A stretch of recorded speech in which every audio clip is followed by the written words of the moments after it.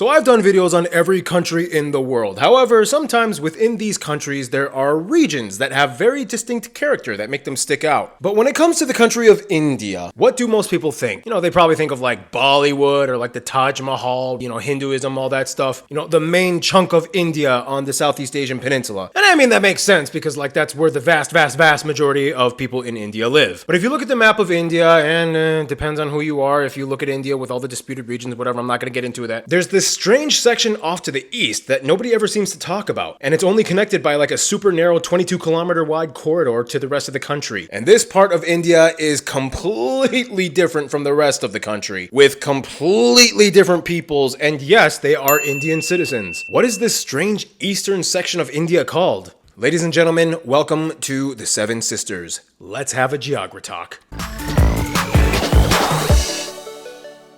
Hey everybody, I'm your host Barbs, and oh my gosh, golly, glagolotic ancient Bulgarian script, what have we here? It is a Geography Now mug, of which you can get at geographynow.com. Go to geographynow.com, a lot of cool merch on there. T-shirts, mugs, drawstring bags. See, the mugs work. Get whatever you want, support the channel. As I always say, it's not selling out if it's your brand. So I admit, for a while, I've been kind of focused a lot on India. Partially because the largest Asian demographic of my subscribers come from there, and I've been trying to figure out ways to I gotta go to India at some point, okay? I actually have not been to India yet. You would think I have. I've done a lot of traveling and I've done a lot of videos, but the thing is, if I go to India, I want it to be perfect. And I don't want to go to the super touristy areas. I don't want to go to the Taj Mahal. I don't care about, I'm sorry, I don't care about the Taj Mahal. I'm sorry. I kind of want to see the more kind of off the beaten trail, obscure regions, and this specific part of India has really fascinated me for a while. So a long time ago, I did do the states and union territories of India video, so I kind of already covered this topic a little bit, but I want to do more of a deep dive, because when you look at the map of India, it's crazy how there's this whole section of the country that not a lot of people pay a lot of attention to. Demographically speaking, there's the big chunk of India on the Southeast Asian peninsula, okay? It's like that triangle-shaped peninsula that makes up most of India, right? In this triangle-shaped peninsula, you have the two largest demographic groups of India. You have the Indo-Aryans and you have the Dravidians in the south. They make up the vast majority of the Indian population. And then, of course, within, the Indo-Aryans and the Dravidians, they branch out into all their different ethno-linguistic groups and people groups and subgroups of groups. And they all speak their own different languages and write in their own different scripts and blah, blah, blah. India is very diverse. But the vast majority of people within India's ethno-linguistic groups fall within Indo-Aryan and Dravidian. But then when you cross over this very skinny piece of land and enter the eastern part of India, it completely changes. And then you enter the area called the Seven Sisters. So what is the Seven Sisters region of India? So first of all, disclaimer, I am not Indian. I'm not from India. I'm not an absolute expert, but this is just from all I've gathered from all my research and 10 years of doing this Geography Now job. If you are from India, or especially if you are from the Seven Sister States of India, please chime in, write something in the comments, teach us. If I get anything wrong, please correct me, but this is just from whatever I've gathered, okay? But anyway, what are the Seven Sister States? It is the most isolated part of India. The entire thing is pretty much landlocked. So this whole area of India only makes up about 4% of the entire country's population. And out of all of India, this is the least densely populated place. Unlike the rest of India, there are a lot more people here that eat meat, specifically beef and pork. There are a lot more Christians here. In fact, they have some of the highest percentages of Christians in their populations. And the culture gets a lot more tribal. They have tribal societies out in these areas, which means they have a lot of autonomous districts and councils. Now, India has a lot of autonomous areas throughout their whole country, but these are specifically constitutional autonomous districts and councils that pertain to tribal peoples. It's kind of similar, but not exactly, but kind of similar to what we have here in the USA with the Native American reservations, tribal peoples having their own designation to some administrative degree, if that makes sense. And 4 of these states have autonomous districts. According to the Indian Constitution, these autonomous district councils in tribal majority areas are granted some extra sets of self-governing power over certain things like land use, culture, resources, and taxes. And today, Assam, Meghalaya, Mizoram, and Tripura all have autonomous district councils within them. So basically, all of these areas used to be under British colonial rule, right? And then after they left and all these new places were gaining independence, they pretty much had a choice. They could join India, they could possibly maybe join Burma, they could possibly join East Pakistan, which would later become Bangladesh, which was majority Muslim, or they could possibly attempt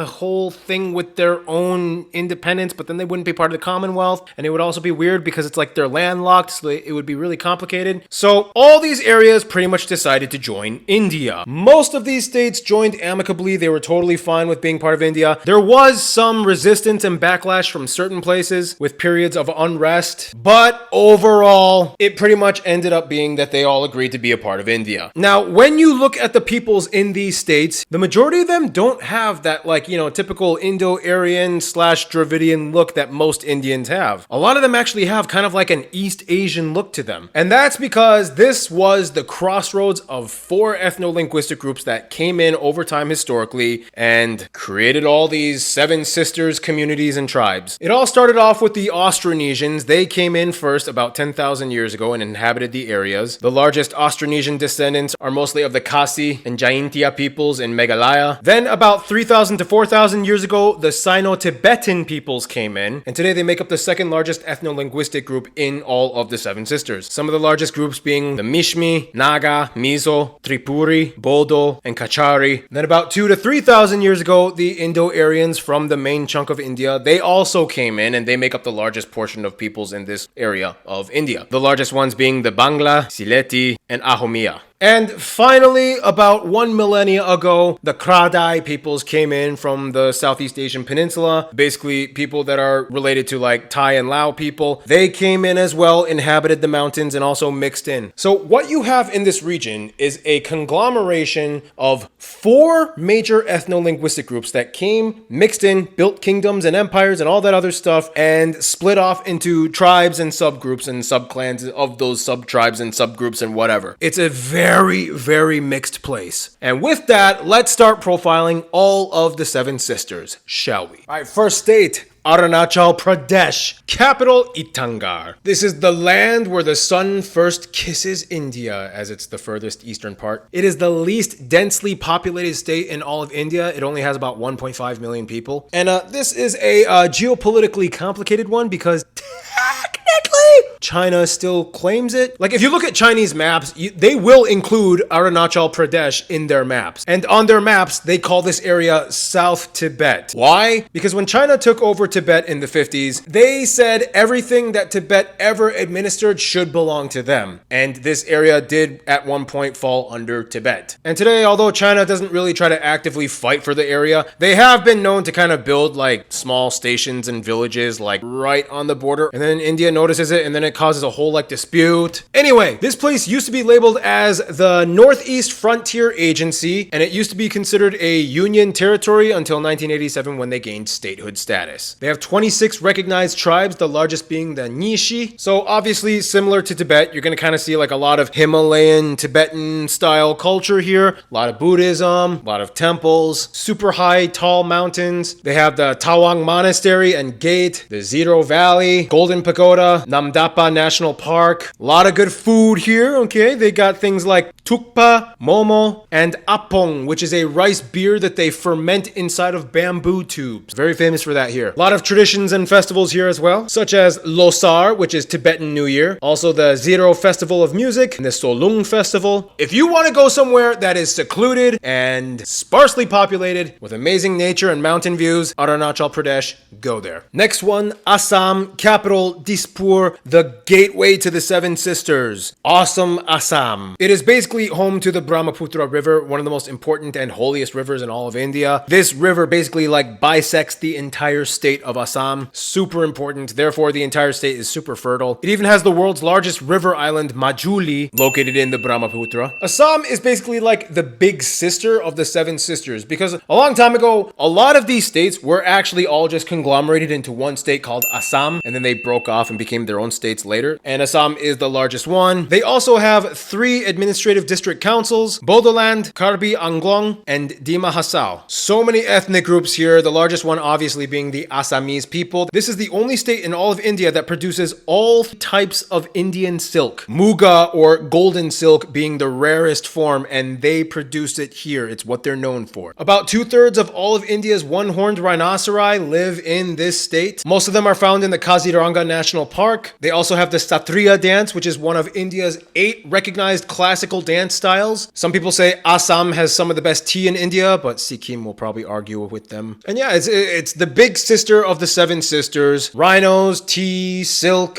rivers. That's what you get with Assam. Next one, Manipur, capital Imphal, the jewel of incredible India, the land of gold. So they actually were their own kind of country before the whole joining India thing, the Manipur state. But then they joined India as a union territory and then gained statehood status in 1972. Again, a lot of ethno-linguistic groups here, some of the largest ones being the Meitei. Just like Assam, they also have one of the 8 recognized classical Indian dances, the Manipuri dance. They have like these cylindrical skirts. It looks really cool. It is said that the game of polo originated from here. They even have like a huge polo statue. They have a rare black rice here called chakhao. It turns purple when you cook it. Speaking of food, the most popular dish here is probably eromba, or fermented fish with vegetables. But one of the coolest sites in this state is probably Loktak Lake. And the lake is part of Kebul Lamjao National Park, which is the only floating national park on Earth. Like if you look at the lake, there's all these floating circular shaped islands. It's one of the weirdest things ever. A lot of cool festivals like the Lai Haraoba and Yaoshang festivals. And they probably have a lot of good athletes because they're very famous for their martial arts, specifically Tangta and Huyen Langlon. Bamboo and cane-based handicrafts and products that they build out here. They love their bamboo products. So yeah, Manipur. Next one, Meghalaya, capital Shillong. Now again, I haven't been to India yet at the time of making this video, but from what I've seen in pictures and videos, oh my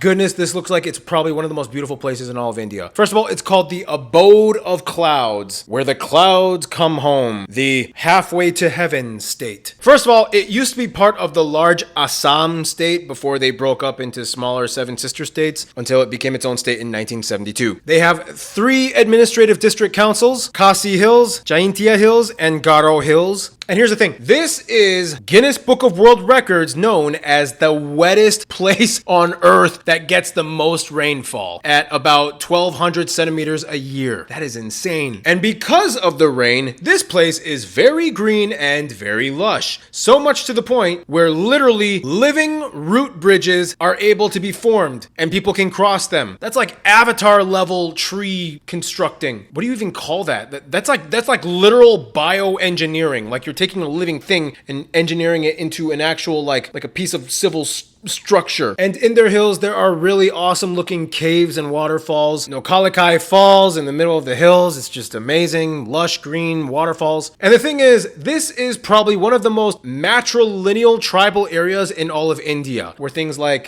customs and inheritance laws are passed down from the mothers, which is actually pretty rare in Indian society. Famous for jado, which is rice with pork, doneong, and tungrimbai, which is fermented soybeans. And fun fact, this is known as like the rock capital of India. They love rock music out here. That's just the thing that they're known for. So yeah, Meghalaya, the rainy, wet rock capital of India. Next up, Mizoram, capital Aizawl, the land of the Blue Mountains. This is the most heavily forested state in all of India at over 90%. So they take their nature very seriously here. Prior to statehood, they were a union territory until they finally gained statehood in 1987. And they also have 3 autonomous district councils: Chakma, Mara, and Lai. Now, back to the whole forested thing, there's a really weird thing that happens here like every 50 years. They call it the Mautam. All of the bamboo trees start blossoming with flowers, and it looks very beautiful. But this is also a little bit problematic because it also explodes the rat population because the rats love eating the bamboo seeds. So it's a beautiful chaotic event that happens, and they have to like manage the rats and all that stuff. A lot of interesting tribal customs out here. Again, a lot of ethnic groups here, but the largest ones being the Mizo, hence Mizoram, as well as the Lusei, Hamar, Lai, and the Mara sub-tribe groups. They boast the highest literacy rate in all of India at over 90%. Famous for Chapcharkut and Mimkut festivals. They're agriculture-based. Also for the Puan fabric that comes from here. Also, they have the Dampa Tiger Reserve, the castle of Bawinu. They also have this really crazy cool archaeological site with a bunch of like carved monoliths. Some of them are a little mysterious. Archaeologists have been trying to decipher them, but they don't quite exactly know. They love eating bai, which is steamed vegetables and meat. A lot of their foods have bamboo shoots in them. They love eating smoked meats out here as well. And yeah, there's just a nice warm communal life out here. And they have a word, oh geez, how do I pronounce this? Tulamngaina, which means it's the cooperative spirit of community life. That's the word they use out here for that. So yeah. Mizoram. Next up, Nagaland, capital Kohima, known as the land of festivals, the falcon capital of the world. They have a lot of falcons here, and it is the state with the largest percentage of Christians. About 87% of their population is Christian. So this used to be part of the larger Assam state that I mentioned before until they broke away into their own statehood in 1963. Yep. And this place has 16 major tribes, and they have some of the most colorful, vibrant customs and traditions in all of India. And a lot of them wear these like color-coded shawls, like you can tell which tribe they're from based off of the color and the pattern. Some of the main ethnic groups include the Konyak, Ao, Lota, Angami, and so on. One controversial thing is that some of the tribes here, they were known historically for doing head hunting. They used it during inter-village tribal warfare, but they stopped doing it obviously, but that's kind of one thing that they're known for. And another weird thing that they have, like in various regions of Nagaland, like in the village of Konoma, you have these large stone monuments, and in the town of Dimapur, they have the Kachari Rajbari archaeological site, which was the site of a medieval civilization that was in the area. They love eating their smoked pork over here, as well as they're known for this bamboo shoot curry that they'd like to eat. Some famous people from here include Dr. T. Ao, a footballer, as well as Teja Rio, a fashion designer. But the one thing Nagaland is most famous for is the Hornbill Festival. This is a huge festival where all 16 of the major tribes come together and put on a display and do some cool competitions and blah blah blah. You get to see all 16 of the major tribes in one spot at one time. They do like a showcase. It's really cool. So many festivals. They love their festivals out here. Festival, Nagaland. And finally, Tripura, capital Agartala. This is the state where even a lot of people in India are like, oh yeah, kind of forgot about that one. Yeah, that's part of India. Yeah. Like a lot of times they kind of forget about this place. But it's interesting because even though like, you know, area-wise it's kind of small, it's actually the second most densely populated area in all of the Seven Sisters, like right after Assam, you know, the big sister. So interesting, this place actually used to be a princely state prior to joining India. Like it had its own like principality. And then when they joined India, they were a union territory until they finally gained their statehood in 1972. 72 was like a big year in India. It's like all these things were readjusting themselves administratively. Anyway, so as you can see on the map, this state is surrounded by Bangladesh on 3 sides, hence why Bengalis make up about 60% of the entire population. However, there is a native Tripuri people group that lives here. They are the second largest group, obviously. And then there's a bunch of others like the Chakma, the Molk, and so on. The thing is, it's very Hindu over here. Like 83% of the entire state is Hindu. So of course, you're going to see a lot of Hindu temples. And of course, since they were a principality, they have royal palaces here. So yeah, it's kind of like the royal state. And like 3 of their other fellow sister states, they have one autonomous district council here, the Tripura Tribal Areas District, which takes up about 70% of their entire state's land. They have a lot of cool festivals here like the Garya Puja, the Karchi Puja, and the Kher Puja. I don't speak Tripuri or Bengali, but I'm guessing Puja means festival. They have the really cool rock carvings of Unakoti. Some famous people include Olympic gymnast Dima Karmakar and music composer Sachin Dev Burman. And yeah, Tripura, it's kind of like the heavily Bengali populated, also with a huge royal history past state of the Seven Sisters. So there you go, the Seven Sisters. This is probably one of the parts of India that fascinates me the most. I mean, India is obviously super diverse, but if you want to see like tribal, semi-autonomous diverse in places that have insanely beautiful nature and landscapes, this is the part of India. Like, this is the spot. And I just want to give a very quick thank you to our sponsor for this video, Ground News. I've used them a lot in my research for many of my videos. Ground News is a source that tries to reveal the biases of articles more transparently by giving you the tools that you need to think more critically about the information you consume. Ground News gathers articles from all over the world and gives you context about political leaning, reliability, and ownership, so that this allows you to compare the coverage of each source and see the bigger picture. The coolest thing though is that they have this thing called the blind spot feature, and it shows stories that have disproportionate or little to no reporting on one side of the political spectrum and offers perspectives from the ground and local media sources. You can subscribe to Ground News and get 40% off of the Vantage plan. That includes all the things that I mentioned by clicking on this QR code right here. I'll leave it up right now if you just want to like take a screenshot of it or use your camera or whatever. Or you can go to my link at ground.news/geography and get 40% off the Vantage plan. Whatever works best for you. Thank you, Ground News. You guys are awesome. And subscribe to this channel if you want. Hope you enjoyed this video and learned something. Cheers. Stay cool. Stay tuned.